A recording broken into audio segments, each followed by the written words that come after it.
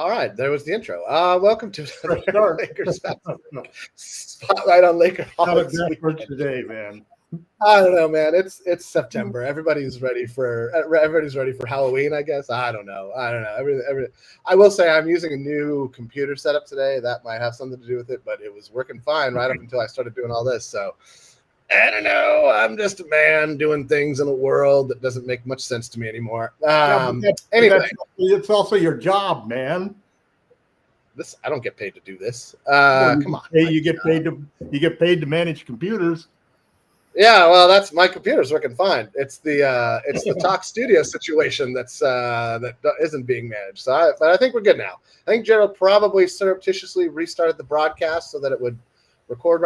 I'm not going to blather on about things I don't actually know about. We were talking about Luka Doncic. We will continue talking about Luka Doncic.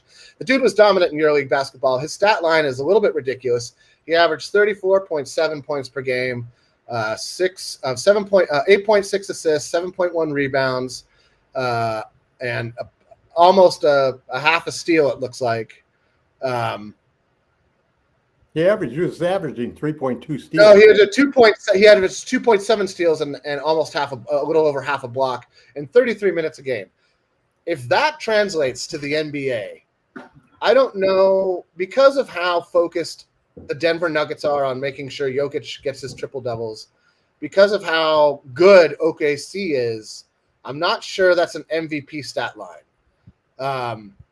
That those rebounds and or assists got to creep north of 10, I feel like, or get right there at 10. It's got to be 9 boards, 9 assists, something along those lines. That's if the Lakers win-loss record doesn't lead the NBA. If that's the stat line he's putting up and the Lakers are the best team in the NBA, I don't know. Mongo, a long-time part of the Lakerholics family on the Lakerholics blog, posted that it's going to be hard for anybody to win MVP with LeBron James on the team because he's just such an elephant in the room. He's just that he has that much weight to his game, his very presence. It's his last season, and legacy. I think it's a bigger challenge is OKC's record. Potentially, yeah. Yeah, that's the toughest challenge for Luka to win MVP. Because the Lakers are gonna. I mean, if my whole theory of the story that I put on Lakerholics is that if Luka wins the MVP, the Lakers probably win the championship, and you could probably almost flip that around. That if Luka doesn't have an MVP season, the Lakers probably aren't going to win a championship. And it's a wild. It's really interesting because 25 times out of the 70 times that since they've had the most valuable player award for the regular season, the same player has won it. The MVP has won a championship. But ironically, last year was the first time in 10 years that it's been done. When SGA did it, and the last one to do it before him was Steph. Yep. And a lot of it has to do with injuries. Because if you look at every one of those seasons that the MVP didn't win, man, a lot of those seasons the MVP got problems in the series or the playoffs, or somebody on the MVP's team suffered. So it's going to be a difficult thing. But you have to say the way that getting the contract signed and the extension with Luka not dawdling along and taking time saying, "Hey, I'm a Laker. I'm doing it. I'm buying a goddamn house." Sign it. So once he did that, and then watching him play, watching him lose the weight and how he looked, I mean, he shot 5 more free throws per game. Yeah, because that's going to be massive. And he shot 90% from the line. He's a great free throw shooter. If that aspect of his game translates to the NBA, I think that he's got a really good, because again of how the defense is not as much of a factor. That in the NBA, that 34.7 points per game could be close to 40. I think he's going to average 35. I think he might, if he plays the way he played in EuroLeague, with the same minutes per game between 33 and we 35. give him this, and we really focus the offense on Luka like. And well, they're going to, and that's what going to be. There's no question. I agree. There's just no question. I mean, when he sits, it won't be. No. But there should be, in my mind, one of the big things everybody gets on and on and on about is like our lack of point guards. I think we have 4 point guards if you count Reeves. If you count Reeves, we got Luka, we got LeBron, we got Smart, and we got Reeves. Right. If you count Reeves as a point guard, which I think Reeves is probably a better point guard than Smart. Shooting guard, really, but they're both not great point guards. They're small enough that they play the point guard position or can. Smart's not a great distributor. He's not a great passer. He's not really good at much besides defense, and that's great. That's fine. We know that's what we have him for. Well, what he has though is that alpha dog mentality that you. I'm not going to disagree with that. You got to have that spark plug dog. No, I totally agree with that. He and Vando have that kind of gritty. I'm going to get it done on defense. I'm going to tell you guys to come with me and get it done on defense, and we're going to get it done together. Right. Kind of vibe. And I think Smart's probably better at it than Vando is because he's been around the league for a lot longer and been in a higher pressure in more high pressure situations. And that's great. In a way, I think Smart could be a good role model and good guy for Vando to soak up a little bit because, like, look, Vando's never going to be he's exactly like Marcus Smart, but bigger and faster now. Like, he's never going to be a knockdown shooter. He's never going to be a slashing scorer. He's not going to have a great handle and like get to the cup all the time. But he can change the game on defense, and he can change the game with his offensive rebounding. And if he can, and it seems like he's accepted that, and health has been an issue. And which is, you could say the same thing for Smart the last 3 years. Health has been an issue for a lot of the guys we have on our team. You could say that for half of the league. That's an NBA problem. That's not a Lakers problem. Yeah, but it is an NBA problem, man. Oh, it's definitely an NBA problem. Talking just a second, let's go to a little sidebar here because I wanted to talk about this. One of the things that I love about the Eurobasket tournament and FIBA are the 40-minute games. 8 minutes shorter. The NBA wants to cut down on injuries, on wear and tear on their superstars, their assets appreciation, and then not change the records and still play 82 games and still have all of that thing there. Just change the goddamn minutes to 10 minutes a quarter.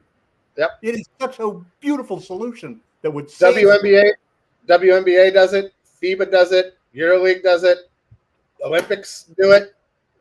Everybody but the NBA. It's so stupid because it would make the game even better. It would make the game, because everybody would be fresher in a 48-minute game when we know they're coasting. Yeah. Oh yeah. Especially between the second and third quarters. Like there's moments in the second between like October, November, and February. Oh, those games are horrible. And those are and like everybody used to give Shaq a hard time because he said it out loud. The part that people used to just be quiet about, that he was going to use some of the regular season to work himself into shape. Yeah. And to think that like Shaq was the first player that ever did that, or was the only player to ever do that, or whatever, it's good enough is to be utterly absurd. He just said the quiet part out loud, and that's what got people all riled up about. And so, the problem is too, you also have another guy on your team, Kobe Bryant, who's like the complete flip. Sure, but that's the thing. But the only thing that made anybody mad was that Shaq acknowledged it. Yeah, because everybody does it. Kareem did it. Magic did it. Everybody does it. Every great player. I don't know. Yeah, when you look at it, Luka didn't do it this year. I don't see LeBron. No, he was out. He was out for the beginning of the season. There's one thing, but listen, there's a difference between you can simulate game conditions, but you can't simulate game conditioning until you actually play in the games. So it does take some time. Or intensity. We got 5 preseason games now. Used to be we had down to 5. A couple of dozen games. Used to have 12. Now then down to 10. Now down to 5. And I think that's too few. I think 7 or 8 would be a nice number. 10 would, in my opinion, I'd love to see 10. Because 10, you give 3 games to your two-way roster invite guys just showing up who desperately need a job. That you need to see. Some competition you need. You really get a chance to see some of those 12 through 15 guys Considering you're only going to get a practice a week the rest of the year. Those practices and then are like gold. Then you sort of split the difference for the middle games, and then the last 2 or 3 games, it's your team. You're putting your rotation out. You're seeing, okay, does this guy work? Does this guy work? Does this work? Does this work? We're checking it all out, and that's fine. The games get more serious. People play harder as it gets closer to the end of the season until we go in a stretch run. But I love the idea. I'd like to see him. I'd like to see him even in preseason. Do the 10-minute quarters. I think it will be great. I think if anything, the next CBA negotiations will have. So let's use this to pivot to a fun topic. If that were to happen, it would have to happen in the next CBA negotiations, which I think are like 3 or 4 years out at this point. So it's not happening anytime soon. I don't think they'd be like, you know what, these injuries are crazy, because they've already come out. The NBA has already come out and been like, injuries don't, or a lot of games don't affect anything. A lot of minutes don't affect anything. There's science. It's like, I don't know. You sound like some of the modern climate scientists that I'm not big fans of. So that's fine. That's fine. I hear you, NBA. I get it. It's really tied down to the amount of money that you want to make in 8 more minutes, 82 games, all of that. More money. I get it. Well, I get it. We don't lose any money this way. You do, because you lose 8 minutes per team per game of advertising time, which is really it's quite a lot of time if you think about it from an advertiser's standpoint. I mean, it's just gone. I'm not saying that I care about that. I'm just saying that that's the reality. You and I don't care about that because we just want for our best players to be available. I mean, I'm willing to make. Listen, I spent $1,000 to go down to see the Lakers play last year.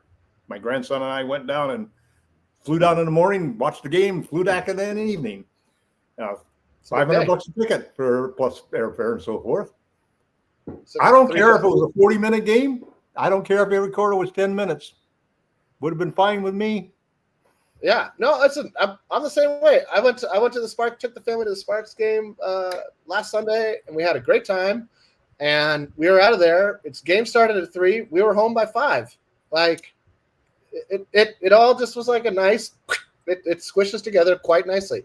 All right, but what I was going to say is this: none of this would happen until the next CBA, and the next CBA I think will also include how the advertisers and sponsors get to influence your players' income, thanks to none other than Kawhi Leonard, a.k.a. the Claw. We have to spend a few minutes talking about Kawhi. Oh, that's more than a few.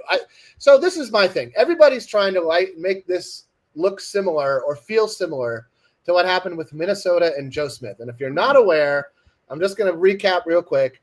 Minnesota was negotiating with Joe Smith. They were up against the salary cap. They said, if you take less money now, and you have to understand, this is all quite illegal at the time. Hey, thanks, Intel Wild. I don't know if Intel Wild donated on Gerald's or on ours, because we have 0 people watching, at least that I can see. So I don't know, but hey, thanks, Intel. $5 is $5. And Gerald, you deserve that $5. Don't spend it all in one place, though. Are the toenail clippers going to get slammed by the league, fellas? That's what we're talking about, Intel. That's what we're talking about. So, okay, if you're not aware, Minnesota and Joe Smith had a hush-hush, under-the-table agreement. If you sign for less now, we'll pay you more down the line. Wait. Their agreement was in writing, though. It was under the table. But it wasn't in his. But it wasn't in his contract. It was in emails. I don't know if it was on an actual signed document that they were going to submit to the NBA, because that would have been caught. But yeah, they had written proof. It's what bad crime. It's what bad crime is all about. This is what bad crime is. Bad crime is you are easily caught. You become convicted. You become a convicted felon. You don't become a legendary criminal. You become an absurd criminal. You become somebody who is ridiculed and mocked by the greater public. I don't want to get in deeper. I could go on and on about that sort of thing. But point being is that Joe Smith and the Timberwolves had an agreement outside of his contract. We'll give you more money on down the line. Sign for less now. And he did it. And then they were caught. And so then the contract was voided. Joe Smith couldn't play for the Timberwolves. He had to go somewhere else. I forget where he ended up. The Timberwolves were docked 5 first-round draft picks, dropped later just to 2. They got 3 of them back. They got 1 back. No, my friend. No. Go back and double-check that number. Regardless, they got some of them back, which is absurd, I think. Either they got, I don't know, did they get time off for good behavior? Like, oh, well, you didn't do that since then, so you get your pick back, guy. Like, that's a little weird to me, but okay, whatever, NBA, I get it. You want the Ant-Man's there, you want the Timberwolves to be good. I get it. If they didn't have Ant-Man, I'll bet it wouldn't have happened. Regardless, it's weird because Intel, I see that you posted a thing. The whole thing is working really weird today. Let's see if this is set up correctly. I don't know what's going on with the chat. I don't know why it's not working. If there's people watching and you're posting stuff in the chat and you're asking me questions, I can't see them today. We've had a weird thing with Talk Studio. Gerald's running a show on his Pop Culture Cosmos on this channel, it looks like to me, but he doesn't want. It's all very confusing. I'm not going to get into it. It's on a level of technical stuff that I kind of just don't give a fuck about. So Tom and I are having a great job. Oh, wait. YYC, there we are. Lakers need 60 wins for Luka to have a chance at MVP. I think that's fair. That's probably a pretty good assessment. I don't know what is going on here. I don't know. Gerald must have done something with his two shows because I think he's nuking the. I'll have to ask him at some point because every comment that pops up there quickly goes away, and I'm like, but why? Well, you got to be quicker, man. No, I mean, he runs his account. It's his account. He's in charge. I'm just a guest host. You're a guest, and we're all just living in Gerald's world, so that's fine. Anyway, so to bring this back to Kawhi Leonard, if there's not the smoking gun, there's just this guy, this podcaster, basically, who says he's found all this stuff. The NBA is investigating. From the tone of Adam Silver when he talks about the investigation, it doesn't sound like he's on a witch hunt. It sounds like he's on a, oh gosh. Sounds like he would like to run away. He'd like it to go maybe away. Maybe something bad did happen. I don't know. And so it's a little bit, everything about it already is surprising. It's kind of surprising to me because I think it's a little odd. Yes, that's a nice way of your first thing should be the integrity of the league and the fairness of negotiating and trades and salary cap circumvention and so forth. There is no more serious thing that can undermine the integrity of the league as a whole than people cheating on the salary cap. Well, so that brings me to my real point. You have to, first off, I think it's really a mistake by Silver not to come out and say that the Clippers have got to prove that they didn't do this. Instead of no. saying the league has got to prove that they did it. No, that's not how things work. I'm sorry. But because this is the third time they caught these guys doing the shit. Well, but they never actually caught him. It's the third time, and the evidence that keeps coming out gets worse and worse and worse. You can say it's circumstantial, and circumstantial is sufficient in the CBA for the commissioner to decide. They're going to come down before this is done. They're going to penalize heavily the Clippers, and they're going to penalize Kawhi Leonard. They're not going to let Kawhi Leonard sign for a championship team. He's going to be banned for at least a year. I don't. And I'll add one last thing onto this. He ain't ever going to be a Laker, in my opinion, even if we did it, even if we could do it to prevent him from signing with another team. I don't want to see that SOB on my team ever. Period. MFer. So as the comments are able to come in and go out, it looks like YYC is making a great point here. And I really do want to apologize. I can't see the chat comments. They go away very quickly for some reason today. Maybe it's change the screen and it'll help. No, it's something because Gerald's here on my. I don't want to get into it. I think it's something that Gerald's doing on his end because I think his two shows are colliding, and he's trying to keep the basketball stuff off of his Pop Culture Cosmos show. If I were to have a theory about it all, that's my working theory. So yeah, YYC. Now I can see the chat now on the side. Right, you can see Gerald's there, right? Oh, there's the chat. Anyway, it doesn't matter. We're moving on. You can always see the chat, actually. If you press that chat button, you can always check out what people are saying, for what it's worth. All right, so I disagree. I think that because we technically still live in America, or some resemblance of it, you are innocent until proven guilty. That's what they did for the current president of the United States. He's a 37-time convicted felon as a result, because they had to prove that he was guilty. We couldn't just assume that he was guilty. They proved it right 37 times. There's a whole lot of other times that he was able to skate on thin ice away and or whatever. Whatever he does when that happens. So I think the onus is on the NBA to prove that there is something wrong. And I think this is where it gets into a gray area, because we're talking about two different businesses, two different houses. Aspiration, which is a digital banking company that went under, has no real formal ties to the NBA other than two guys who are part owners of the Clippers. Well, one full owner, the other was a part owner, gave them about $13 million over the course of a year. Now the timing of it is, and the time, How much did you say? Well, Steve Ballmer gave him Steve Ballmer, $62 million. Well, that was what was promised. Ballmer gave him $50 million investment, and then later, when Kawhi's first payment came due, he gave him another $10 million. And then when Kawhi's payment was late, Wong came in and popped in $2 million. Not our Wong, a different Wong. No, not our Wong. This is he's not related to one of the million other relatives I have. Right. I signed in at the convention about 10 years ago at San Francisco, and I looked for Tom Wongs. There were 850 Tom Wongs at that convention. Did you guys all hang out somewhere? No, I did not at all. I mean, I couldn't believe it. I'm amazed that I just even have a Thomas H. Wong Gmail account that's not got a bunch of numbers after it. Yeah, numbers or symbols or whatever. That's funny. Yeah, anyway, thank you. 4455. Thank you for clarifying that, Tom. Yeah, I forgot about that initial $50 million investment. Yeah, that's the problem. That this is a point where the company was in bankruptcy, close to bankruptcy. Nobody was investing money into it, and the money that came in was going immediately out to the Kawhi's account. Right. Well, so regardless of, I understand your point about it's a bad look all around. At least I expected Silver to have a little balance. He seemed to be totally in favor of. He seemed like he was Mark Cuban, supporting and backing. And like Cuban's argument, this can't be Ballmer because he's too smart to do that. You mean a fucking billionaire can't just screw up like that? Listen, hey man, everybody's human, everybody's fallible. I think this is the thing. Everybody's like talking. This is what I'm saying. Everybody's trying to make this the same thing as the Minnesota thing, and it is very, very different.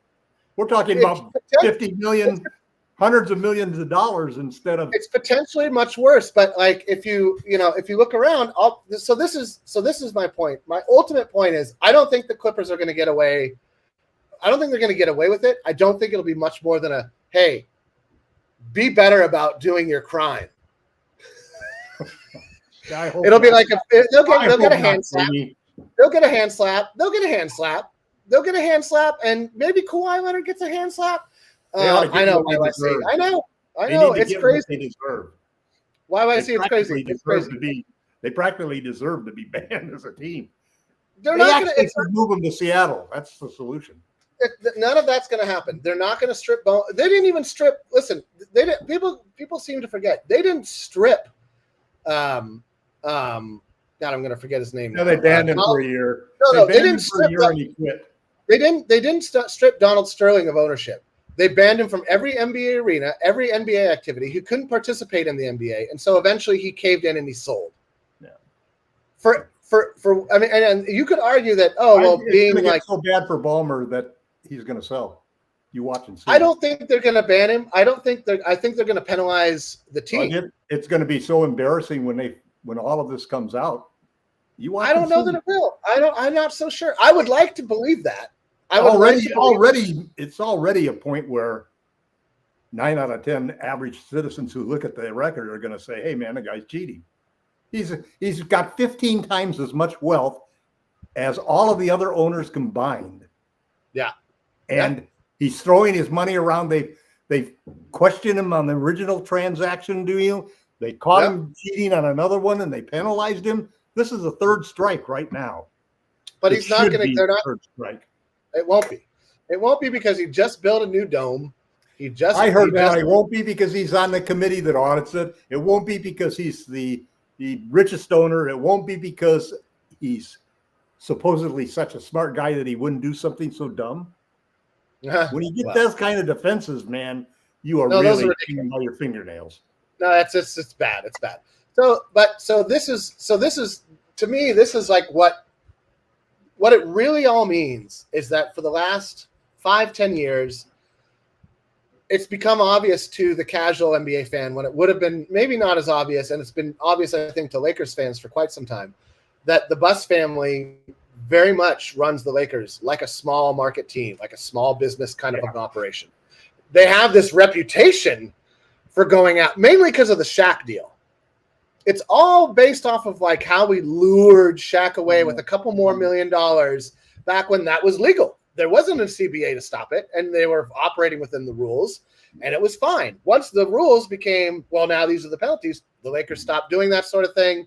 They have never been a big championships. It stopped winning championships like they That's not true. We won after we lured Shaq away. We won 5 championships. Come on, well, the rules got a little strict. Then the rules got even more stricter. 6 championships since they changed the rules on us. 6 championships since they changed it. Well, let's make it 3 or 4. I don't remember when the CBA was. Let's make it 3. We haven't been. We're no Charlotte. We're no. They took a lot of championships away from us that we would have had if they hadn't changed the rules. We'll see. Let's not get into that's theoretical bullshit. Well, I don't deal in theoretical bullshit. You know I don't deal in theoretical bullshit. There's a team that's got 30, 40 championships for the Lakers somewhere. I guess. We just don't happen to live in that damn multiverse. Yeah, and Iron Man's Dr. Doom and We're stuck with the Celtics 18, and we only got 17, man. That's going to change over the next 5 years. All right, so here's the thing. The Lakers went out and got their own billionaire owner. Yep. They said, we're never going to be able to rightfully compete. We're going to see players like Kawhi Leonard who see like, I'm going to make the max money, NBA money, but there's also this little side agreement where I'll get another 60, 70, 80, whatever the number is, through an endorsement by a company that's mostly backed by the owner of the same team I play on, and that's fine. It's fine as long as we keep it not too messy, as long as nobody blows it and puts it in a contract or in an email. We keep it all to the side. If they don't punish them for this, what's to stop them until there's another CBA? I think this is. I would argue there is one NBA message out there where they have a bunch of different owners who have said that if this is not stopped and punished heavily, you're going to see every team in the league now all of a sudden be doing the same thing. I think that's going to be what the next CBA is about. This is what I'm getting at. Yeah, but I think that they have to do something before then, or else teams are going to start doing that. I mean, I know they can make amendments that like the players can vote on and the owners can vote on, like in season, like I think they can make addendums to the CBA. And so if something like that were to come along, I wouldn't be too surprised, because I think you're right. I think that the optics of it are so awful. They have to do something about the optics because they can't allow it to happen. No, I agree. The optics are awful, and nobody wants to think that. Again, that's the whole crusade. You would think that you're right? Like you would think because of Adam Silver's small market crusade that he's been on pretty much since he became steward of the league, commissioner of the league. Not those Clippers, man. Well, but he's in this case because he's kissing Ballmer's ass. Is what he's doing. He's all the owners, and so I think that's what you're saying. If enough owners come out and say this has to stop, then something will happen. But it all has to be within the boys and one women's club currently. And that Jeannie Buss is still technically the owner until, I don't know, another 7 months or so. It's all within the boys club of like, well, all right, we'll police ourselves. I don't think that's what you're hoping for. That's what the common fan is hoping for. That is, in essence, the other owners have got to be pissed. Because it's clear to me that Silver doesn't really care. It's clear to me that Silver does not care about this. I think that this is something that Adam Silver is pretty much fine with as long as it doesn't get aired out in public. Yeah, I think he's been fine with it. But it's in the public now. But he's not. As we've said, and I think we agree, he's not jumping in front of this train saying like, "We've got to stop this train." No, and I'm disappointed that he is. Yeah, he's a little bit like, "Oh, I mean, it'd be great if the train stopped." Yeah, but I'm not going to be the one jumping in front of that train. So you gotta figure that this is this is about as bad as the star of the league being caught gambling. I mean, this is like they're trying to dodge it like the Dodgers did Ohtani. That whole mess. That's not a mess. That was obviously a disaster that could have screwed the whole league. And you definitely know that. I think what you're saying is the NBA is going to do the same thing to the Kawhi situation that Major League Baseball did to Ohtani's situation. I think which is find a way where the league and the player don't get hurt. Right, and his interpreter is going to go to jail for life. And somebody like Kawhi Leonard might end up getting a minimum contract to win an NBA championship. I think that they might force no, I don't think that. I don't even think that YYC. I don't think Kawhi will get suspended for the rest of the year. I think his uncle might be barred from making NBA contracts. I think that's the extent of punishment that would happen to Kawhi Leonard. And I think that maybe Lawrence Frank or the Clippers in general get some kind of hand slap. I don't think we're going to see Ballmer getting banned from any arenas. I don't think any of that's going to happen. I don't think any of that's going to happen because it's not like there's anything that directly affects. You always predict the most conservative least. You think this is conservative? You think my opinion is conservative when everybody else out there is saying the opposite, that they think, they're going to destroy the Clippers. The Clippers will be a they're going to destroy the Clippers and destroy Kawhi Leonard. And that's the only fair assessment to come out of the whole thing. I'm not talking about fair. You're both the cheaters. Take the cheaters and ban them. This is what we always come down to. This is her and I always. This is the crux of all of our disagreements, and that I am firmly rooted in reality, and I think that you are. I'm firmly rooted in what's right. Or what you would like to see happen. Those are not always what's right. I basically believe in right and wrong.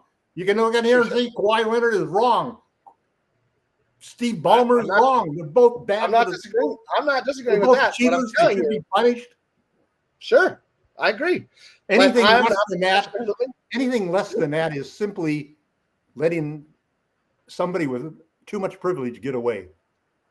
I think that's exactly what's going to happen. I hate to say there's anything that makes this country really, the heart of this country, rebel, it's seeing that happen, and that's happening everywhere you look. Yeah, well, we'll see. We'll see. I would like to believe in that. I personally believe in that, but we'll see what actually happens in reality. I think that the reality of the situation is, while we are all on the moral, though, if you take the moral high ground, which I agree with you on the moral high ground, I'm not saying that anything right happened. I'm not saying that anything good came of this. What I am saying is that because it's already a billionaire's boy club of owners who want to protect themselves and who don't mind circumventing the salary cap because money to them is no object. It's not about the money. It's about the rules. And it's only if you get caught breaking the rules.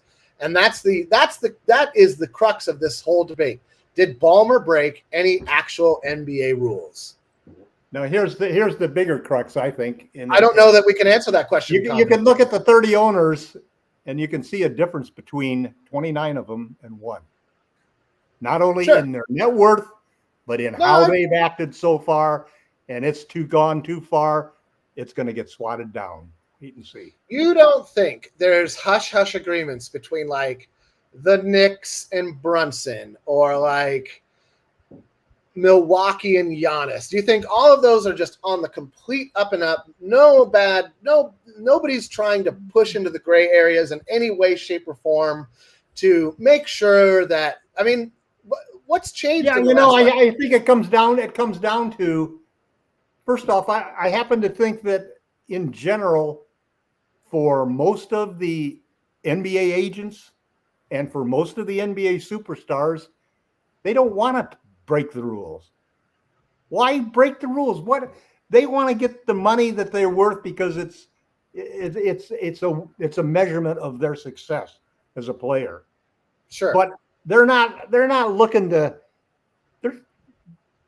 I don't believe that there's an Uncle Dennis in every one of these camps that goes and negotiates. I'm not saying there's an Uncle Dennis in every one of those camps, but like the Ball family had the equivalent of an Uncle Dennis on running their stuff for a while. The only thing is, I would say LeVar Ball falls in that same category of person that would. And whoever that guy was that was advising their family that took a bunch of their money. The only thing is that he took their money And now we're talking about. But I don't happen to think, like I don't think Giannis. I don't have a doubt that LeBron's contract. Why would LeBron fuck around with stuff like that? He's not going to do that, and I don't see Giannis doing that. I don't see. I don't see almost every player that they look out after. I'm sure out of 10 players, there's probably 3 or 4 who would probably look for advantages. I mean, all of us have our own level of integrity when it comes to things like this. I agree. How much will you cheat on your income taxes? Cheat a little bit, cheat a lot. It just comes down to making the measure. Who speeds in their car? I mean, sure. No, listen. I'm not disagreeing with any of that. What I'm saying is that I think that I don't happen to have such a negative view that I think what Kawhi has done is totally outside of the normal situation in the NBA in 95% of the situations. I don't disagree with that. I think it's probably between 90 and 95%, and that's probably very true. I think that for the most part, especially if you're not a superstar, I mean, we're not talking about role players here. And YYC, I agree with you. I think that if the Clippers were forced to sell, Ballmer would rake it in. I think he would. Why do you want to risk being a criminal to turn a $110 million contract into a $125 million contract?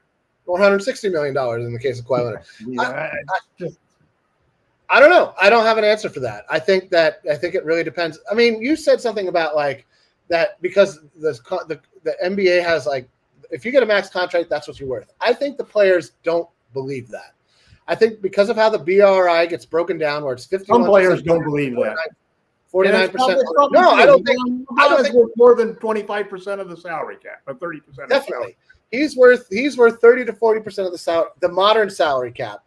I mean, what's Wembanyama worth right now? He's way. You talk about being 50% of 50, probably at least 100% of what he's making now. Whatever he's making right now, double it, and that's probably his worth. And I think that's true of Luka. I think it's true of Luka. I think it's true of Jokic. I think it's true of like a good 12 players. SGA, LeBron, maybe 15 players. And out of those 15 players, I'll bet you there's only 2 or 3 of them that try any of the kind of shit that. No, but you landed on something that I think is really important. Is that there is what the NBA has established a player's worth is, which is a very finite amount, and it's got a hard cap, and it makes the team, it penalizes the team if you try to go over it. And then there's the idea that the players, for some crazy reason, because they spend their entire time working on their game and going through the pressures of interviews and now social media and all this stuff, that the players actually believe, as do I, that they are worth more. I think that if you were to break up the BRI where it was 55% players, 45% owners, it would start to approach something fair. And if it was like 60-40, that would probably be fair. That, yeah, of course, a lot of people believe in the team. Yeah, the owners ain't going to do that. No, of course they're not going to do that. No, of course they're not going to do that. But this is the point of why I think some players, like a Kawhi Leonard, believe they're worth more. And now, in the case of Kawhi Leonard, you have to make the argument like, why do you think that? You can never play. You're never playing. You play the fewest games of any superstar in modern history, and somehow in your mind, you should be given all this extra money. If he ends up getting a ring from somebody because of this. Listen, he's a great player. He's a great player, and I don't. But he seems like a jerk. I thought the way he left San Antonio was lame. I thought, not resigning with Toronto was lame. If I were him, I would have been like, "What's Toronto back, man? Like, we just won the championship." But he didn't. He went and found the most money he could find. And the people with this company that he got the phony contract with and so forth, they actually started to put together a program, after complaining that they signed up Kawhi Leonard and they didn't feel fit the mold of the people that they were trying to have represent the company. They tried to put together a program for, how they could utilize him. And they finally decided that he just doesn't fit what we're trying to sell. He just doesn't. He's not a personable guy that you. But I think digital banking. I don't think Kawhi Leonard. Yeah. At any rate, I mean, Kawhi Leonard, digital banking guru. No, I don't think that. That's not the first thought that comes to my mind. The first thought that comes to my mind is, hey, he's kind of a dick. It seems like, but whatever. He's great. He's great at basketball. Is probably the most accurate description you could probably put on him. Thanks, Tom. Great player, All right. but a jerk. All right, so we've been going on for a while. It's coming up on an hour. I don't want to. I swear I won't leave the show without 3 or 4 trades, Tom. So we're getting to that in a minute. The last thing I wanted to talk about. Well, Andrew Wiggins is what the final discussion should be, because that's the whole thing. Are the Lakers going to land Andrew Wiggins or not? I don't think the Heat are going to make him available to the trading deadline at the best. And honestly, they'll get more from next season. So why not just wait? Because NBA teams like to win. NBA teams like to have a plan. NBA teams don't like to spend $60 million. Do you think any? Let me ask you a question. Let me put it to you this way. Do you think any of the Wiggins trades that you've either posted from other people or come up with yourself actually make the Miami Heat better, or at least competitive in the East? I don't think that's the point with Miami at this juncture. I completely disagree. Miami has to do something for the future. I completely disagree. Miami's like Indiana. They don't rebuild. They just tweak. They retool. Right. And listen, they would still have. How do you retool? How do you retool? They would still have Jimmy Butler. They would still have Jimmy Butler right now. They would still have Jimmy Butler right now if he hadn't flipped out about whatever he flipped out about, which I think really came down to him wanting to spend time. Andrew Wiggins is going to be traded, before the trade deadline for sure. He'll be traded, and if the offer is good, he'll be traded this summer. They're not going to keep him. He's not part of their future plans under any stretch of the imagination. I think there's 2 futures with the teams like the Heat and the Pacers. There's what we're doing right now and what we'd like to see happening over the next 3 to 4 years. And so somebody made a good point, because, and I wonder, again, this ties back to what we're talking about, like side deals of money, but so many superstars just re-up with the same team. That's a trend that has changed a lot in the last, I'd say 3 years, 2 years, 4 years, somewhere in there. What used to be free agency bonanza. Giannis is going to be a free agent. Jimmy Butler's going to be a free agent. Jokic is going to be, all these names are going to be free agents. No, we're re-upping. They just changed their strategy. The strategy now is get your big contract and then ask to be traded. Don't ask to be traded when you're up for a contract. But in a way, else, you have to get the money first to get your bag and then trade. I think that's probably true to some point, but I also think that the rules make it better for the incumbent team to keep the player. You can offer them an extra year. You can offer them a little bit more money per year. And so, hey, like you said, we all like money. Everybody likes money. Let's not pretend we don't. Everybody loves money. It's fine. I don't like the idea of money, but I love having money. But what's changed is that now a team like the Heat, that once that started, didn't have that guy. They didn't have a LeBron. They didn't have a Durant. They didn't have a Booker. They don't have, Tyler Hero is as close as it gets. And let's be honest, Tyler Hero is about as good as Austin Reeves. They're about the same player. I'd even say Hero might be a little better. They pretty much are the same player. But they're about the same guy. They're 6'6", shoot pretty well, could make a play here or there, but you don't want them to be your point guard because they're not quite that good. This is what I say, YYC, and this is why what happened. If you can get Wiggins without giving up Rui, it's a win-win. It's not a win-win. It's a Lakers win, clearly, because then you're talking about Miami getting Vincent, Kleber, Connect, and our 1 first-round pick that we. Yeah, but the reason that they want it, it's not happening. If you want to keep Rui, then the only way you can make a deal is you have to have a second player coming in from them, because you need to be able to. You can't. The only way I think you could do it is if you did a 3-team trade. If you got Brooklyn to trade, Miami, you get them.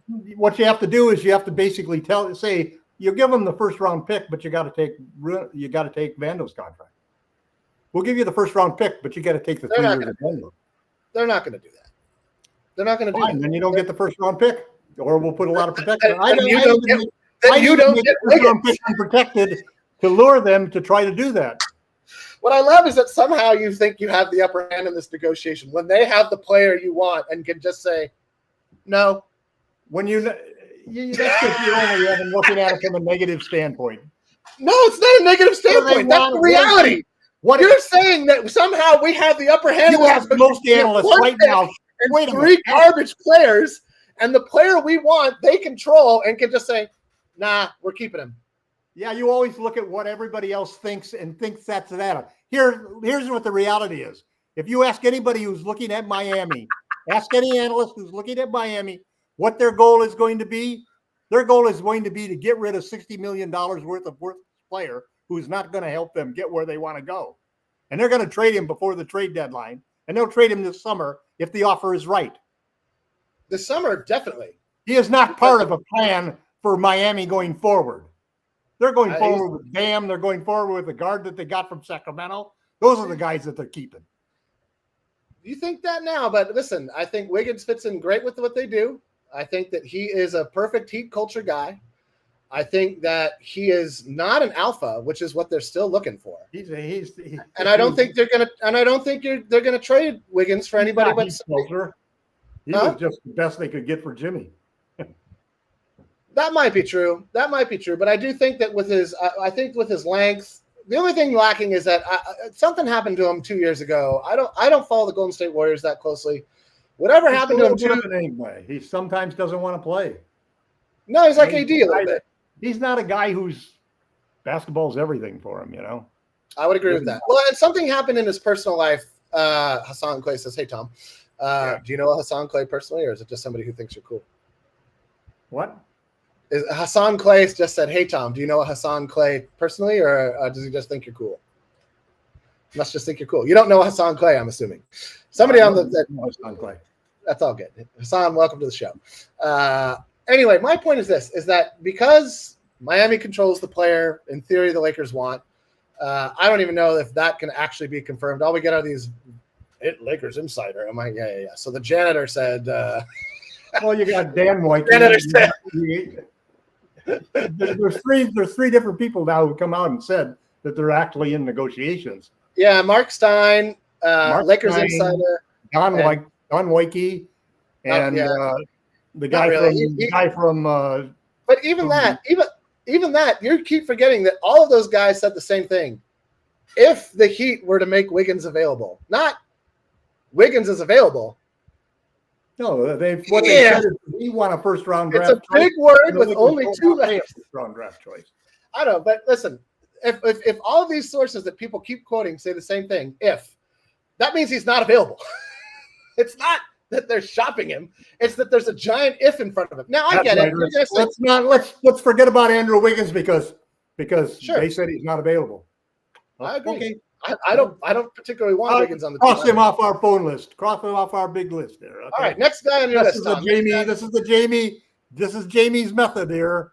The sweet method for how you screw up your negotiations by always going after the wrong people just because some team doesn't say the right people are available.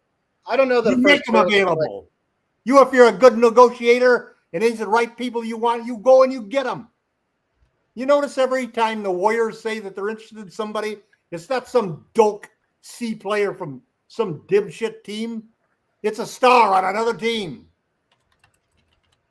Same with the Lakers. Lakers. Look at every single player that the Lakers are trying to get, and you are always taking the attitude that, oh, no, he's not available. They're not going to let him go. He's not available. We don't have enough to get him, et cetera, et cetera, et cetera, et cetera. How the hell did we get Luka Doncic? We gave up an elite two-way player. We gave up an elite two-way player. We gave up nothing for him compared to what we got. We should have given up another draft pick. We should have given up Austin Reeves. Sure. No, not Reeves. Maybe a draft pick or two or pick swaps. I agree with that. I don't think Nico Harris did himself any favors, and I think that we won. Well, by your definition, we never should have got that trade. No, I was surprised we did. I was surprised. I would have said that at the beginning of the season, and I would have said it right. Never in a million years would the Lakers sell.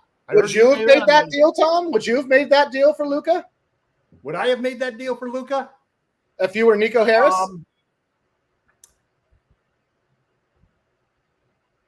No, but I'll tell you what, I understand what Nico is trying to do, and I actually kind of like it. And if I didn't know AD better, I would like it. If I also knew the league was going to turn around and give me the number one pick, I might have taken that deal. I think they come out of it better than with Luka. I don't think so. I think that I think that a lot of people are throwing. I think AD. If you gave me a choice of AD and Flag right now over Luka, Yeah. I take it. But that's not what the trade. Well, I don't know. We're talking now, looking backwards. You're just making things up now. It doesn't matter, Jamie. Come on. No, but it does, because we're trying to talk about what's really happening, and you're like, if you were to like give this imaginary trade, I wouldn't have made the trade. They didn't use a Lakers pick to draft Flag, man. Come on. I wouldn't have traded. What are you even saying right now? I wouldn't have traded him, but if I had known that the league was going to do that, I might have pulled the trigger. I think they came out ahead. If you put the two things together, I'd rather have. We're not talking about two things. And Anthony Davis. The only reason the Mavericks are in a position to draft number one was because Kyrie Irving blew out his Achilles. I know. So, you're just sort of whoop on that. And they made a last-minute decision to take a couple of games late in the year. Just tanked, and that's right. And once they saw that for the 1.3% chance. Well, and then AD had his stomach, his like, oh god, my stomach, something got hurt on me. I don't even know what it is. It could be any number of things. I should probably sit out for 4 years. Listen, I'm not trying to be aggressive, but you're really making a completely false equivalency here. There's no way these two things are connected, and I completely disagree with your scenario because it's just ludicrous. If you were to say these two unrelated events could happen and I would get this magical accomplishment, then I think we'd all say yes. But that's not what happened. Well, you're asking. It's just as silly as asking. No. You're asking an 80-year-old retired Laker fan if he would have made the trade. Well, not the trade. With a stupid question, you're going to get a stupid answer. That's not a stupid answer. I asked you if you would make the trade Nico Harrison made. The trade already went down. And I said no, I wouldn't make the trade. That's the answer then. Not this whole. But I would have seriously considered it. And if I'd known that we would have got Cooper Flag, I would have definitely done it. No, but they didn't know they were going to get Cooper Flag. So that's not how the trade worked. The trade didn't work that way. The trade worked in the vacuum. Ideally, the smart thing would have been for them to keep Luka and draft Cooper Flag. They couldn't have done that. Sure, they could have. No, they wouldn't. They wouldn't have, because at the time Luka went down. Oh God, I can't with some of it. Anyway, all right. They still could have drafted. They still could have drafted. You think that they would have tanked with Luka? They wouldn't have tanked with Luka. Not when he's coming back from an injury. Not when he's up for an extension. No. Well, no. And we'll never know. They got AD, and they had all these problems. And I think a lot of people, what I take away from all of that, not just from you, but from everybody, is that nobody values defense the way I feel it should be valued in the NBA. Because I actually think Anthony Davis is after Giannis Antetokounmpo, he's the elite two-way player in the NBA. It's I one and two. With you, and I think Nico Harrison had a vision of all of those bigs that he was going to put together. And we'll see how that vision works out. We'll see how that vision. I like that vision a lot. We might like it. You and I both know AD has a predilection for somehow getting mysteriously hurt. I think the Mavericks are going to be a top 5 team next year. Yes, I find when I see them being picked for 11th and 12th and stuff like that, that shocks me. I mean, I know Kyrie's may not even make it back. But I would be surprised if he played it all next season. But the fact that they have AD, the fact that they have enough, this is the thing. AD should be very motivated to prove everybody that the trade was not lost. He should be just as motivated as Luka. He should be just as motivated as Luka. Yep. And AD with a decent team around him is good enough for 6th to 5th in the NBA, I feel like. And he gets to play power forward. And this is what I'm saying. And he's a happy camper. And he loved to rub that into the Lakers. He'll rub it into the Lakers. So every time they beat us, he'll be like, "Yeah, it's great that I'm at my natural spot. I get to play my best spot, my best position. It's my best position." That's one thing that really irritated me about Jeannie coming out and saying, "Well, AD didn't want to play in the right spot." She's right. She's right. He's crazy. Center is his best position by far. The only time he won a championship with the Lakers, what did he play? Power forward. 48 minutes a game. Until the playoffs, when he was an elite center. Anyway, we're not going to go back on all that. Here's the thing. You said there was another trade you were thinking about that it'd be impossible for me to disagree with some. There's 3 guys that I would love to see us trade for. I doubt they're the same 3 guys, but let's hear your next trade, and then I'll go through my list. 3 guys that are Andrew Wiggins is my first choice. Oy. And my second choice is probably, I'd like to see him try to get some of the guys from the Kings. I'd like him to get Ellison Murphy. I'd give him Austin Rivers. Malik Monk is at the top of my list. Doesn't play defense. I don't want him to play defense. What you need is somebody to score off the bench. We got nobody who can. He's not going to be on the bench, dude. I don't know why you continue with this fantasy of yours. Talk about living in a fantasy. Everybody else to get. We're going to keep Rui. We keep Rui in Austin. We're going to keep Rui till the trade. No. So this is what I think. I think everybody's going to. I know you would very much like to see a trade happen in the summer. Nobody's trading Wiggins in the summer. I don't even think the Lakers want to trade Rui in the summer. I think that there's not going to be a trade before the season starts. And once the season starts, there's is that a replay or is that new? That's not. That's will not be a trade. That's because I'm right, and I'm going to be right. And you're going to be like, "Oh, well, you're right because you picked, I don't know, the right thing." I don't know what to tell you, man. I'm sorry, I'm right. You're doing nothing, which is what you always pick. You're a do-nothing guy, man. Also not true. But keep saying that if it makes you happy. Well, you never pick for a trade or anything. I would like to see the Lakers get either Malik Monk. These are all expiring guys, by the way. These are guys who do an expiring contract because it didn't do us no good. Next draft day, we have potentially 3 draft picks. If we're going to keep those 3 draft picks, I disagree. We need to have contracts to trade. That's what you have on draft day. You seem to ignore this. All the contracts that we have in season will be available for trade on draft day, when we'll have 3 first-round picks. They'll be available for sign and trade. Is that not the same? That is not the same. Totally not the same because you need that player's permission. He has to agree to go to that team for that amount of money. And the team has to agree to pay him that amount of money.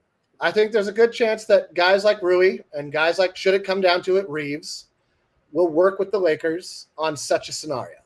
Because the Lakers have done right by them to the degree that they're willing to do right by them. And when it comes down to, well, I'd like $5 million more. It's criminal front office management to go into a season when you've got a bunch of draft capital and you cannot match salaries to trade. That is the stupidest move that any general manager could make, and Rob Pelinka's not going to make that. I think you'll be pleasantly disappointed. Why do you think that they suddenly announced that they want to have contracts that last to next year? They didn't announce that. No. They didn't announce that. And all of a sudden is a. They didn't announce that. They want that. You're making that up. You're making that up. They didn't announce that. There wasn't a press release from the Lakers or anything like that. There was people a sudden different change in the whole attitude of the Lakers on taking them contracts over a year. They didn't say that. A month ago, the position was we were not going to take on any new contracts. Tom, find me the quote. Find me the quote from anybody who's an actual Laker person. If you goddamn would read the articles instead of just making a. I do read the articles, and it's always Laker Insider. Because I've documented it a number of times. Unnamed Laker Insider says this, that, or the other thing. Jovan Buha, who's never right, says this because he's got nothing to do right now. He's got nothing to do. Mark Stein, Don Weinke. Mark Stein hasn't been involved in an NBA. He just has a newsletter. That's it. He's not part of a show. Well, I'd rather listen to him than any dribble coming from an uneducated guess from somebody who doesn't even follow anybody on social media. Never makes a prediction and basically is satisfied all the time with the Lakers doing absolutely nothing. All untrue, but okay, you can say that if you want. I said it. I mean it. I know. You've said it a lot, and it doesn't make it any more true than the first time you said it. It's so irritating, man. I mean, that's all right. I don't mind being irritating. Doesn't bother me much. Okay, there's gonna be no trades. Because that's not no trades, and okay, the Clippers and Kawhi are gonna get off easy, and they are. It's gonna be disappointing. I'll be bummed about it, but that's how it's gonna go, man. I'm not gonna be happy about it. I'm not saying I like any of these things. I'm not saying these things make me happy. I'm not saying that this is what I actually want. But what I am saying is that this is what will happen. And those are two very different. You are always saying, this is what I want, this is what I want, this is what I want, this is what I want. And that's great. But that doesn't mean it's real. I wanted a fucking Millennium Falcon to fly to school. And when I was 12 years old for Christmas. Did I get one? No. I guess that really crushed your life, huh? No, it just made me realize that what you want isn't what you're going to get. And that's just life, bro. Like, I'm not trying to say that you can't want things. We all want things. No, what but you don't have anything ask me to make a prediction about the Lakers. I'm going to make a prediction negative, man. It's happen. I'm not going to make a prediction that I don't think is going to happen. I'm not going to make a prediction that I don't think is going to happen. I don't think positive in order to balance your horrible negativity. I am positive. I'm positive what you think is not going to happen. Right. You're so goddamn negative all the time. You expect the Lakers I'm 100% sure. Bomb all the time, man. Not trade for Andrew Wiggins this summer. There will be zero Andrew Wiggins trade this summer. I will say it right now. You can suck it up. You can suck it up and apologize when the trade happens. I won't. If it happens, summer or before the trade deadline. If it happens, of course. But you know what? Remember when you celebrate it if it happens? No, I don't think. No, you'll probably say, "Oh, I don't think we could have trade. We gave us all of these good guys for it." No, I think for our team, Rui Hachimura is a better fit. Oh God, you're the only person in the Laker universe who thinks that. That's because I guess I'm smarter than everybody else in the universe, according to you. I don't know. I didn't say that. That's you. Listen, Tom, let me ask you this. What role do you think Wiggins would have on the Lakers on offense? On offense, 3-point shooter, spot up shooter. At 35%? Yeah. Well, you might as well just, grab anybody. Might as well grab anybody. It doesn't matter. You put him out there at the 3-point line. You'd rather have Wiggins 35% than Rui's 40.3%. Yeah, because I know that Rui's not going to give me any assists. He's not going to do any defense. He's going to get blown by Wiggins 4 or 5 times a game. Wiggins isn't going to have the ball in his hands. Wiggins is never going to have what? Okay, sure. All right. Let's say Wiggins is an elite defender, man. Rui is an average defender. Yes, that is true. Rui is an average defender. Rui's strength is defending power forwards. We have been playing small forward. We need a small forward. Wiggins is an above average defender at best, and he's been slipping year after year after year for the last 3 years. The stats from him. You can disagree with that if you want, but all you have to do is go look at stats, and you'll see there's 2 or 3 stat people out there, including that basically have said that his defense has held up very strongly. Same thing with Marcus Smart. That his defense last year when he played was excellent. I hope that's true. I hope that's true because that makes it better for the Lakers that we have Marcus Smart. I don't necessarily think that's true in reality. I get it. Like you can make an argument that there's a lot of ways you can make an argument. You can make an argument that Marcus Smart, when he played for Memphis, had an elite backline defender, and that Wiggins, when he was on the Warriors, had the same and has the same now with the Heat. Which makes me think that for an elite defender on the perimeter to be functional, they needed an elite defender in the paint to back them up, which I think is actually true. I think the Lakers were at their best when they had KCP, ball hawking, and AD on the back line, or even better, AD and Dwight Howard on the back line controlling the paint. That's when the Lakers' defense was pretty stellar. And you had Kuzma trying, you had LeBron trying, you had Danny Green when he was available and trying. He was pretty old by that point and had lost a lot of his speed and lateral movement, which I think is what's happening to Wiggins and Smart, to be honest. But, I'll be happy to be wrong on that. I'll be happy. We have Smart now, so I'm hoping. I don't disagree with you that the strength of the front court is where you anchor a defense. It has to be. You can't anchor it in the backcourt. You can't anchor it in the backcourt. You can funnel guys in the right direction so that your big man has a chance. Funnel is a way of funnel is just a way of controlling the guy who's beating you off the dribble. They're going to beat. Listen, it's the NBA. They're going to beat you off the dribble. You're going to get beaten off the dribble. You're going to get beaten off the dribble. That's where to funnel them. I think we'll both agree with that the NBA is good enough offensively. I don't care how great a defender you are. You're going to get beat off the dribble. The whole thing about having a front court that can defend the rim and defend the paint is everything that Deco Harrison is trying to do. That's his whole purpose of getting AD. I would agree with that. Add to that. And I love that whole thing he's done there. I think he got enamored with that idea enough that he allowed erosions into what Luka is really valuable as, so that he ended up making a trade. 100%. And listen, I think you have to take into account. But his thought process, I think, considering where the league is right now, and you look at the teams and the front courts that teams have, what you're seeing in a couple of other places, like what the Knicks have done, what Minnesota is doing here. This two bigs is what Houston's doing. This two bigs thing is going to be something the Lakers have got to address. It's not just starting small forward. That backup center spot is really important. We need somebody who can really protect the rim there. Well, I mean, Hayes has got a long ways to go in that depend. I don't think he's going to get there. I don't think he's got the timing, unfortunately. You know, I don't think Hayes or Koloko is the answer for that.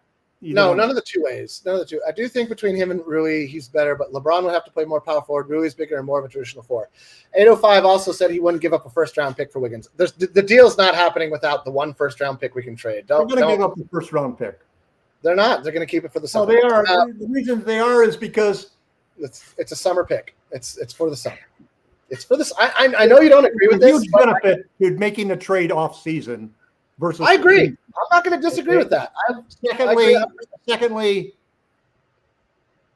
if you take and trade for Wiggins and put him next to Luka, by next season when draft day comes, he will be worth more than just one draft pick. No, he won't. He will be worth more than one draft pick. He'll be coming up on 32. Depending on how he played, bring him Ben Simmons as a backup. Depending on how he plays is the key thing. I hate to say it. The Lakers, he will be worth more than that draft pick is worth. I hate to say it, but this is another thing I'm right about YYC is 3 years ago I predicted that when this Ben Simmons contract ended, it would be his last NBA contract, and that's exactly what it looks like. I don't think Ben Simmons is going to play in the NBA ever again. I think he'll probably he's done. He's done. I don't know. He doesn't even have an agent now. He's acting as his own. He's agent. just himself out there in the wild eating shrimp on the Barbie or whatever he's doing in Australia right now or wherever he's done. He's toast. He's not. The Knicks inquired. He doesn't want to play for the vet minimum. Nobody has any more than the vet minimum to offer him right now. He wants to play on a contender. He's being completely unrealistic about. I don't know if he doesn't understand the CBA. I don't know. I don't know Ben Simmons. I've never talked to the man. I couldn't tell you what's going through his mind. All I can tell you is that I believe him to be a toxic presence for any NBA team, and that's why he's been shuttled around. And you got to realize this guy was an all-star right up until he didn't shoot a layup. And after that layup, something broke and has never been fixed. I don't know if it's physical. I don't know if it's mental. I don't know if it's a little bit of both.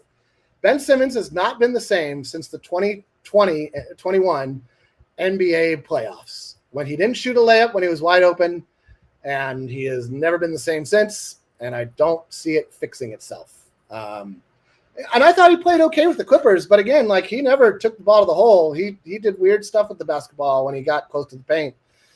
And you can't play like that. You can't play like that and expect to get any more than you have a role. You can't be like, I don't know if I can shoot and expect to play. Like that's the goal of the game is to score. Put the ball in the bucket, man. Like, get your head around that somehow. I don't know. So YYC he's done. He's toast. He's never going to play in the NBA again. I'll be surprised if he does. And I'll say so live on air. I have no problem admitting my mistakes. They're few enough that it doesn't bother me that much. Anyway, let's not talk about Ben Simmons anymore. It's a waste of time. I don't know that the Lakers are going to address. Would you rather the Lakers get a better backup forward or a better backup small forward? Or a better point guard, because right now our backup center is critical in my mind. This is why I'm surprised you have so many eggs in the Wiggins basket. This is one of the things that is kind of mystifying to me. When you could be going out, I don't. Luka Doncic is an interesting situation because here you've got a guy who's 26 years old, entering his prime. You give him the ball. 90% of the time. 95% of the time. You'd be dumb not to. Now, the question in my mind is then, if he's going to have the ball in his hands all of the time, you don't want another ball handling superstar. That's why I don't want Wiggins. It's got to be a center, basically. It's about the only thing that fits, This is why when you just said, like, we're going to get all these assists from Wiggins, I was like, no, we're not. He's not going to have the ball. And that's, if you're talking about my feeling is that the model, the championship blueprint for Luka Doncic, I think, is not to spend the money on a second superstar, but to spend the money on surrounding him with elite shooters and defenders. Oh, you mean like maybe Rui Hachimura? He's not an elite defender. He's Like an elite Rui. He's an elite 3-point shooter. He's not a great defender. He's not a great. You got to be a two-way player, though. I think I'm trying to keep Rui. I'm trying to keep Rui because there's no way the deal gets done without Rui. You're not trading for Wiggins with Kleber or Vando. You give him the pick. If it depends what the key is, the pick. If they want the pick, you have to offer a contrary in negotiations to the pick. If it's just the pick that's the holdup, I'd be surprised if it's just the pick that's the holdup. I think the Heat would not even begin to consider talking about this if it wasn't Rui in the pick. And I think that's what's holding it up. I think the Lakers are smartly not Rui in the pick. I think eventually we'll give up Rui in the pick. Maybe at the trading deadline. We'll see how it's working. That's what I mean. I would think I am not even so sure that the Lakers, if the Heat came back and said we're going to wait till the trade deadline, or they aren't interested in trading right now, I think the Lakers could easily change directions. And I think the players that I like the Lakers going for, I mean, I could see him going for Brooks. Brooks, I think, would be a good fit also on the team. Dylan Brooks? Dylan Brooks. I know, you know. Well, you got to look at teams. Can you like it? He's an asshole, but he's our asshole. You know, that's Dylan Brooks. I would trade Rui for Dylan Brooks. I prefer Rui as a human being, but I think Brooks is the better player. Look, Rui is a wonderful human being. He's a wonderful human being. He seems like a nice guy possible. I did not watch Canelo versus Crawford. I don't care about boxing or MMA but you know, so I would say Brooks is be a target, and then I still like the idea of thinking of Sacramento that there's two guys I really like. I really love Ellis, and I like Ellis. I think they look at him as a building block for the future. Unfortunately, I know they better do. They better look at him that way. Well, hey, it's Sacramento, man. It's Sacramento. Let's not give them too much credit. That's the point, though. That there's always a chance in Sacramento, man. Yeah, it's always that's what I love about Sacramento. Like, you got a pretty good guy there. I mean, he's not that good. He's not that great. Oh, really? You don't think so? Oh, no. There's better guys out there for you. You should. Right. We'll take that guy from you. We'll give you this other pretty good guy. He's pretty good. Who's the last big guy they got rid of? How'd that work out? Boogie Cousins, and he was amazing after that until he blew out his Achilles, and then I'll always feel bad for Boogie. I was always a huge Boogie. I love Boogie Cousins. I just loved everything about Boogie Cousins. His game, he could have been. He was Embiid before Embiid, and he just he was on shitty teams.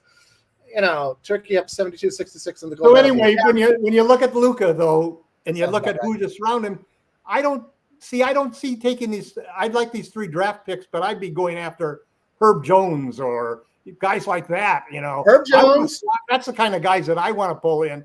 I'm looking at 3 teams. I'm looking at New Orleans, smart team to look at. I'm looking at Phoenix because I think they're going to implode, and I'm looking at Sacramento because I think they're going to implode. Everybody else, I think, is going to be good enough until the trading deadline that they're going to believe that they can sneak into a play-in spot. And Phoenix has probably deluded themselves into thinking somehow with just Booker, they're good enough to sneak into a play-in spot.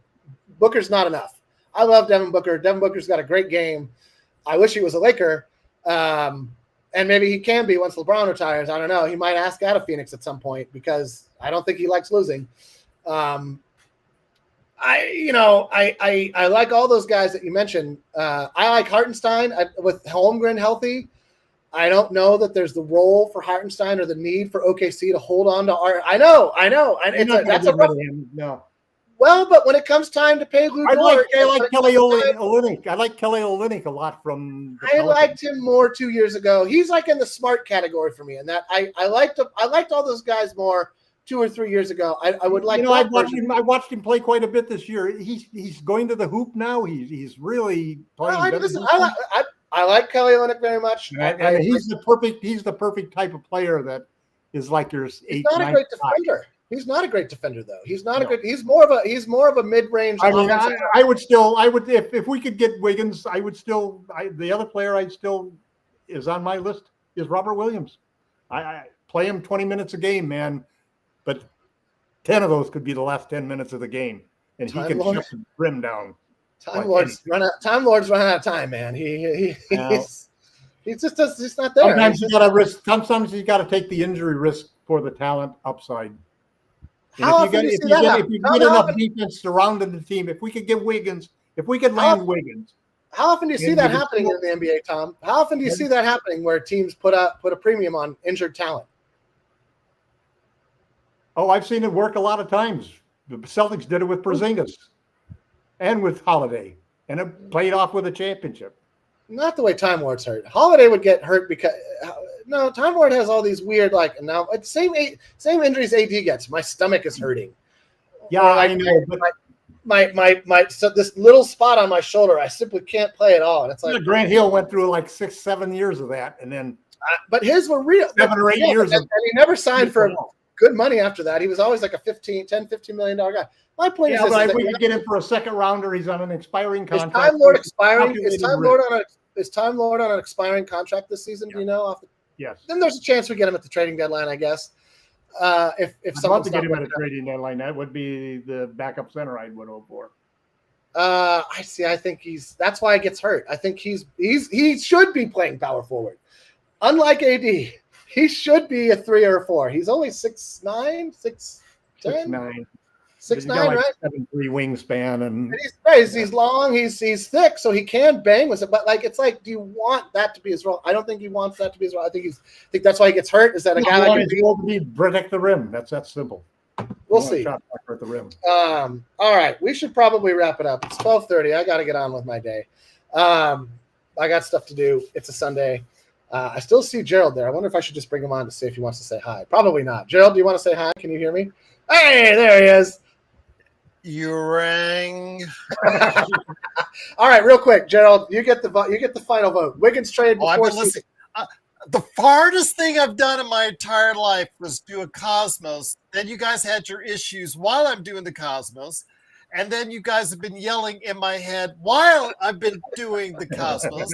So I was in the seventh layer of hell while I was doing my show. This is not a normal rock and roll fight between Jamie and I. It had to be on the day I had to help you guys because of the glitch earlier. I did everything right. I don't know what went wrong here. I couldn't tell you if my life depended on it. I'm just clicking the goddamn button, man. Give me the right button and I get it right. Give me a wrong button and I get it wrong. But again, I'm trying to have an intelligent pop culture conversation with Josh Peterson upcoming for Monday's show. We're having intelligent conversation. And you guys are yelling in my head. Okay, so do you think the Wiggins is going to get traded to the Lakers? Tom, I actually went to the Laker Tom dark side earlier this summer, and these guys have been knowing that I really wanted the Lakers to go all in. I really did this summer because Luka's prime is now, and you should never waste Luka's prime. But seeing how your Robbie, let's call him Robbie for this time, has been it's been very obvious what he's doing, Laker Tom. He's trying, he wants his cake and eat it too. He's gotten 3 pretty good acquisitions, low risk, high potential reward. With no draft capital. Yeah, no draft capital. One guys, they're going to be incentivized. You're going to have 7 players incentivized to play their best because they want cash on the other side. They want their pot of gold at the end of the rainbow on the other side.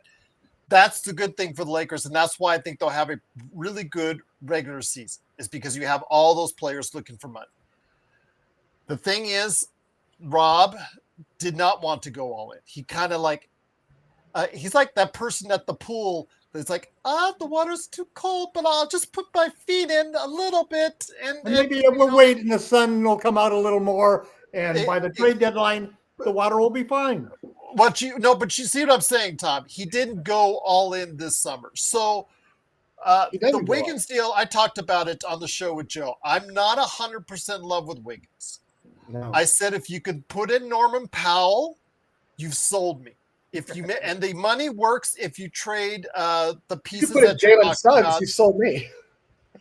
But if you trade the pieces that you're talking about, Tom, as far as what was in the Mark Stein rumor mill, if you trade those pieces, You maybe take away the one, but you give them Austin Reeves instead, but you get back Norman Powell and Wiggins. I would be on board with that. I think if you add Wiggins and Powell, I would be on board with that. As far I'd rather have Jaquez. I'd rather have Jaquez than Powell. Jaquez. Well, get this on the kicker, Jamie. In order to make that deal happen, Jaquez has to be thrown in there as well. Then fantastic. I'm all into that because it means almost dollar for dollar at $52 million combined. That's not a trade I've seen. That's not a trade I've seen floated out there. I'm not a Wiggins fan. I don't believe in Andrew Wiggins as a playoff. I did this after the show. We were talking about in the show, and again, somebody put on the chat. I forget. It might have been 805. I'm not sure who was on the chat that did it, and I apologize for forgetting. But they mentioned Norman Powell. So I looked at it in the trade machine. It can work if you trade Austin and those pieces, Laker Tom, for Norman Powell and Andrew Wiggins. I think there you've got me. I'm just Andrew Wiggins. The fact that I think he's seen his best days in the finals, and that was the best you're going to see of Andrew Wiggins. But he was solid in Miami since the trade. He's solid. And you're getting him, he's going to be solid. I just don't know. For what you're paying is $30 million, do you want more than solid? That's the point I'm trying to make. But if you get him with Norman Powell, who's coming off his best season ever. Now he is 32, but he's coming off his best season ever. And as a sharpshooter, what's his contract? Really helped out. What's his contract? He just signed. But somebody was saying in the chat as well that it might be available to trade now. So if that's the case, if it is tradable. No, he just signed it this summer. Didn't he just sign it this summer? He did sign it this summer. I thought that meant he had a 6-month moratorium. Oh, no, that's what I thought. That's what I thought. That was a December, January type deal. But I guess he's able to. I would want to look at the CBA on that. I don't think that's true. It's a weird rule, and there are some trades. There are some signings that basically don't kick that 6-month thing in. But regardless, Tom, I think that the Lakers are going into training camp with this roster. But if they get close, if they get like in third, fourth, if they're somewhere between second and fourth in the Western Conference, they have to make a move. And the fact is, how much are you willing to pay Reeves? And how much are you willing to commit to Reeves? I don't want to commit to Reeves at $30 million plus. I really don't think it's a smart deal. So I would be open to getting Powell and Wiggins for Reeves and the stuff, especially if you can get out of the first round pick out of it. So that's. Well, I like the guy. I like the two guys from Sacramento for Reeves. So if you kept the first round. So you're saying Reeves and the three. It's Reeves and the filler. Well, also you would have to put in Jared Vanderbilt, which makes it sweeter. That's the best part of the deal for me is getting rid of Jared Vanderbilt because I know you're on Jared Vanderbilt Hill, Jamie. You can trade Vanderbilt. There you go. You can trade Vanderbilt, Vincent, Kleber, and Connect, and Lauren, baby, for Jaquez and Wiggins, but if you can get Powell along with that and trade Austin Reeves along with that package, I would do that too. But I don't think the Lakers. I think the Lakers want to see. In fact, I think one of the reasons why there's an urgency now all of a sudden for the Lakers to try to do something before the season is they want to give Reeves an opportunity to show that he can really be worth it. And it's, he's going to be so much better if they had Wiggins in the lineup. It's a better opportunity for him to show that he can really. But Tom, do you want regular season play? The offense wasn't a juggernaut. When you'd think that you have Reeves, LeBron, and Luka, you expect more than a number 10 offense. No, you're forgetting Ayton's on the team now, who's going to be much better than Hayes. Mm-hmm. You're forgetting that we have a better backup small forward than we had last year and Laravia. And the main thing is we have a training camp and preseason. And like practice. 2 weeks? And practice. 2 weeks? Yeah, but that's so critical. You get one practice a month otherwise. Yeah, I'll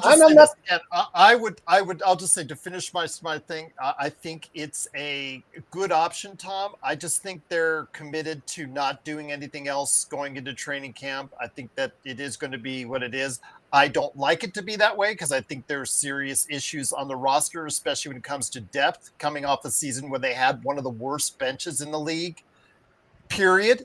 and I think they should do things to improve upon it. And the Reeves issue, again, Reeves is great in during the season, and their offense needs to be top 5 because their defense is not going to be great. Their offense might be needs middle to of the pack at best. If they get middle of the pack, everybody should be saying hallelujah. I'll I just agree. say that. I agree. I would like to see it be like top 15. But they should be top 5 in the offense. Well, they were 14th. They were 14th in the league last year from February 1 on. Well, I'm hoping it'll be that way again. We'll have to see what JJ does. And JJ is a question also going into this year as well after what happened. But with Reeves, are you concerned he's more of a regular season guy than a playoff guy? Because his flaws, as you know, have come out more in the playoffs because of his lack of defensive ability. Well, he'll get targeted in the playoffs where he won't be targeted in the regular season because it's, that's what I mean. I mean, does that concern you? Yeah, and the problem is that as you narrow the competition in the playoffs and you move up higher, you get longer and better defenders, and that's the problem. And when you match him up against a long defender, they can give him trouble, and that affects him defensively too. But do you want to commit multi-years at $35 million plus, possibly? I mean, his representative is going to be asking for close to $35-40 million for him on a yearly basis when he goes into free agency. I think that the only thing I'm not sure if they're going to get it, but I'm just saying he's going to be. No, I think the only thing I think he'll give us a discount also, but I think I'd have to say right now I'm 50-50 because I think that if the Lakers would focus on only defensive players for the rest of their roster, they can Reeves can work in the starting lineup. I think if they got Wiggins and if Ayton really can be Ayton. And then they have the challenge of who's going to replace LeBron next year at power forward, but I could see that let me put it this way. It's not an ideal situation to have a Reeves with next to Luka in the backcourt.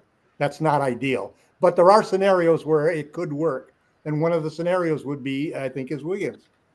And I think that's the Lakers. One of the reasons for trying to get things, I think one of the changes of opinions, because Luka's doing so well, is that we need to give Reeves a chance to show what he can do early because we need to make reactions. We don't want to wait to the deadline to make the trade and then figure out what's going on because we may have other needs at the deadline. We have needs for a backup center that might become important. Those expirings, though, become more valuable, as you know, to teams. That's true. But also expectations during the season. You're going to more valuable at the trade deadline. Yeah, but if you're looking at 3 draft picks on next draft day, you have to have tradable contracts. And you're not going to trade LeBron. LeBron's gone. Luka, you're not going to trade him. And you don't even have $30 million worth of other contracts to trade right now. We need to sign. The reason you need Wiggins is so you got a $30 million contract, which is half of the contract of Giannis if you got a chance to get him. But you can't go into summer of 2026. You cannot go into that summer with 3 draft picks and not have enough tradable salary. You cannot count on signing trades to pull you to be able to save you at that situation. That is foolish. No general manager is going to do that. The Lakers, that is why the Lakers all of a sudden are interested in contracts that go through 27. That's why they were hesitant before when they wanted to clear space because of that $30 million player option that Wiggins has. He's going to pick that player option up. Oh, you know it. He's going to be. He's not going to get $30 million. I give that a 70-80%. So that's a 2-year deal. They need that 2-year. They need a player like that to be able to trade when they get those 3 draft picks. That's their dilemma right now. That's why everything changed. Again, I want them to go all in, Tom. Yeah, I do too. I just don't. I don't think Robbie now in the summertime. I don't think Robbie's going to do it. I just don't think Robbie's going to do it right away. He's going to wait and see how this team progresses, and he's going to wait until close. The one difference. There's two differences. Luka Doncic is now under contract. and the owner is known to be different. Well, he's not the owner yet, but yes. Not yet. Not yet. Yeah, but he knows that there's a point in time where he's showing now what he can do. So if he continues to, if he fails, Mark Williams' money isn't nearly as valuable as it is in Major League Baseball. Major League Baseball, you'd be like, no, that's not the point. That's not the point. The point is a guy who's willing to make big deals. Yeah, I mean, maybe he'll make an aspiration deal for. I'm just kidding. You know, I'm kidding there. I'm just kidding there.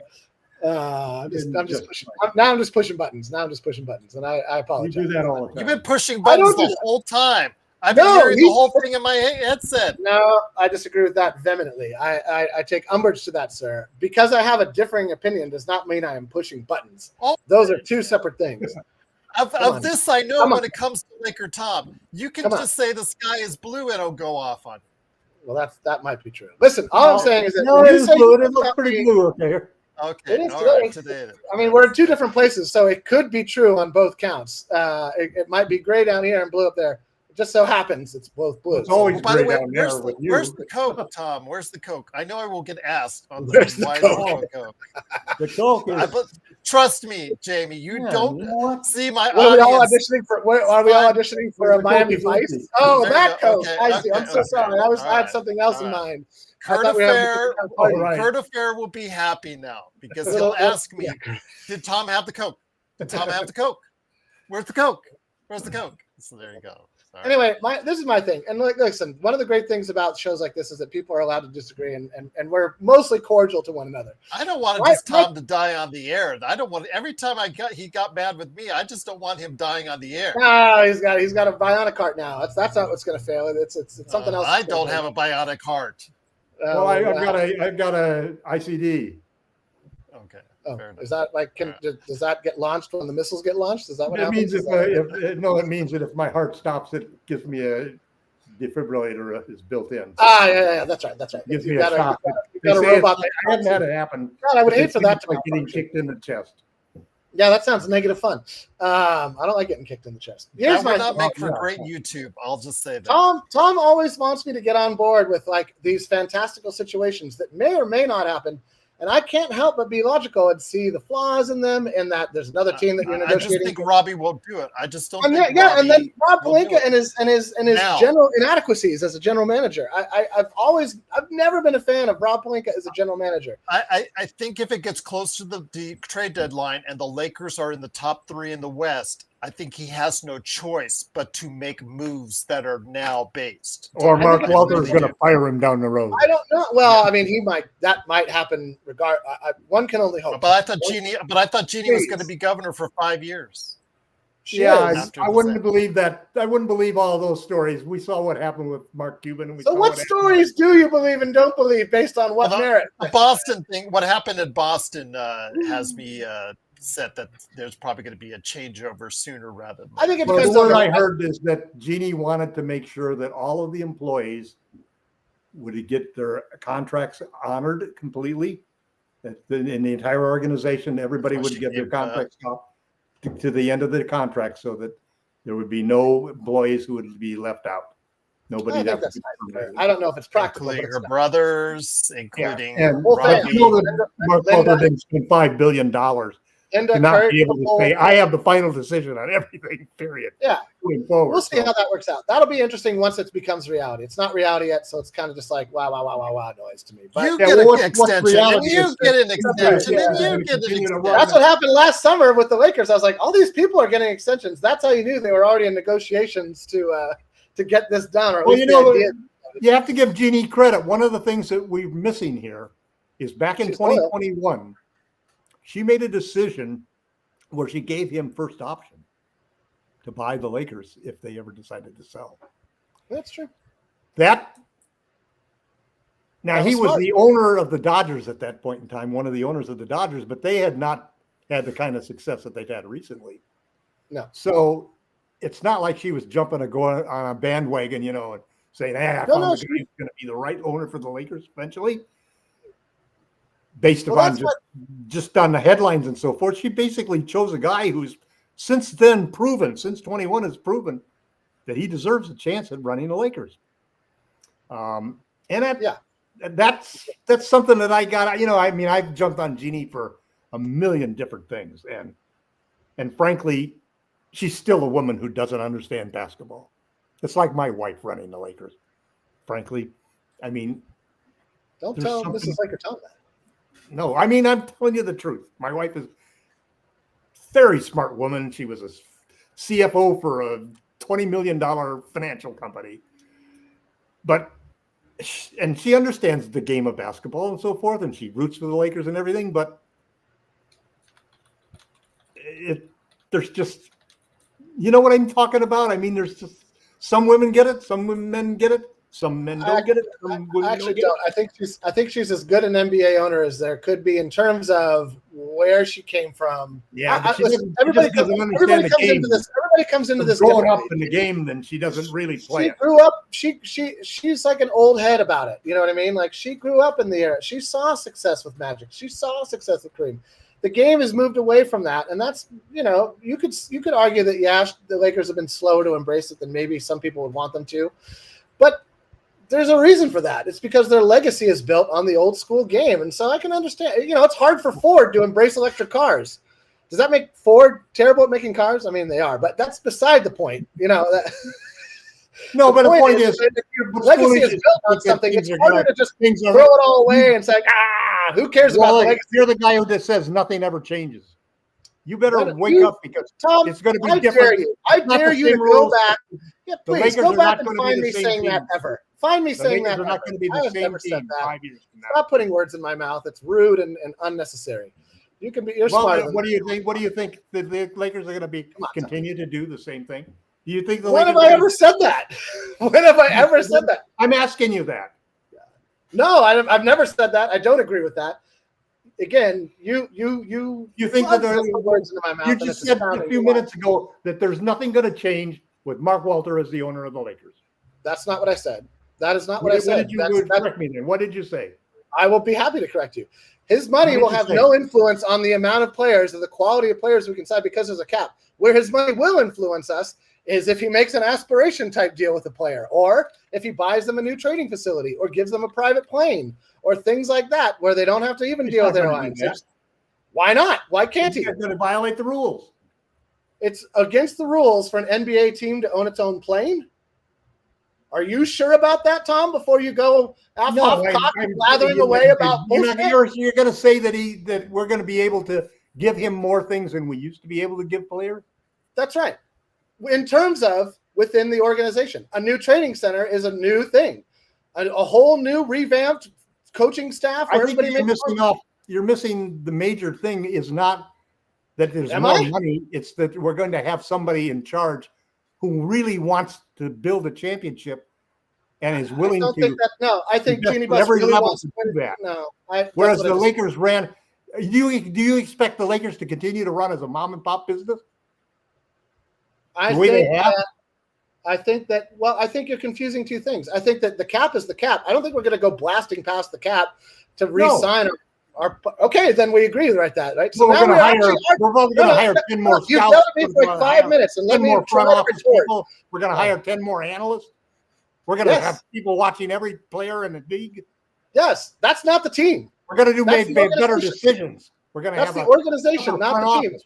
Okay. I don't know where the confusion is here, but evidently Tom is confused with what I'm saying, or simply not listening, which I think is I'm what I'm saying is no, you're not. You're not listening. You're just going like this. You're still hanging on to the idea that the Lakers are still going to be the Lakers.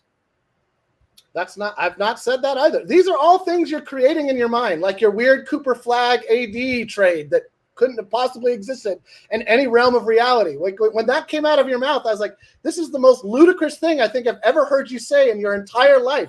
And that's a lot. That's a lot of absurdity that I'm putting that above, because there's no way the Lakers could have traded. You don't think you're not optimistic that the Lakers are going to be better because of Mark? It's not optimism, it's reality. Listen. Well, wait, I'm asking you, are you optimistic that the Lakers are going to be better because of the new ownership? I think that depends on the choices they're going to make in terms of the players they sign. But I will say this.